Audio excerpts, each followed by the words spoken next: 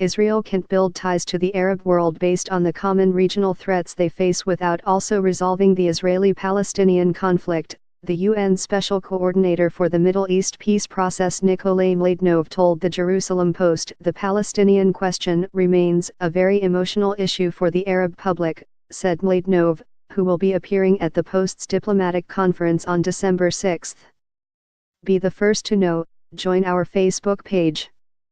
Function, D, S, ID, var JS, FJS equal D get elements tag name, S, 0, if, D get element bid, ID, return, JS equal D createlment, S, JS.ID equal ID, JSSRC equal / connect facebook.net / n_us / all JS number XFBML equal 1 and app ID equal 1634148068997, FJS parent node insert before, JS, FJS, document, script, Facebook JS SDK. I do not believe any Arab leader, whether a king or a president, can go to their own people without saying something on how the Palestinian question is being addressed, Mladenov said. He spoke with the Post last week, as Israel has increased its outreach to moderate Arab countries, primarily Saudi Arabia, which are banding together to oppose Iran. Defense Minister Avigdor Lieberman has called for moderate Arab leaders to visit Jerusalem to form a coalition against Tehran with Israel. IDF Chief of Staff Lieutenant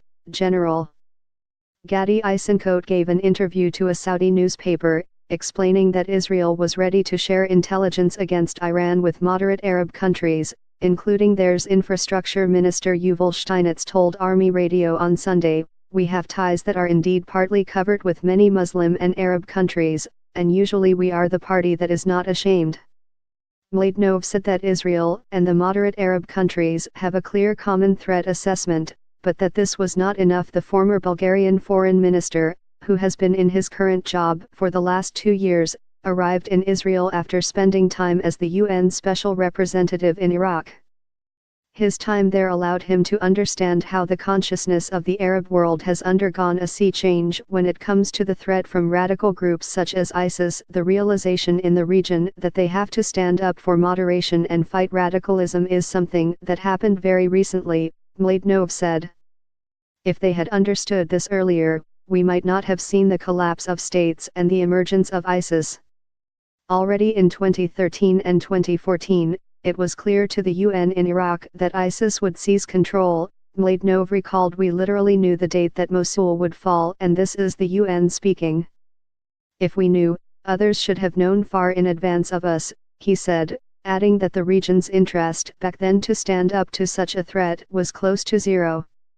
Whole communities in Syria and Iraq collapsed because they were disenfranchised, marginalized and isolated from authorities, he said. Mladenov recalled a 2013 protest about housing and health in Ramadi, Iraq, just before Christmas. Instead of addressing these concerns, the government sent in troops and many people were shot. Within the next 2 to 3 months, the peaceful protest that had been in place was overtaken by ISIS, and the agenda changed completely, Mladenov said. Within 6 months, Ramadi, Fallujah and the whole area was in the hands of ISIS.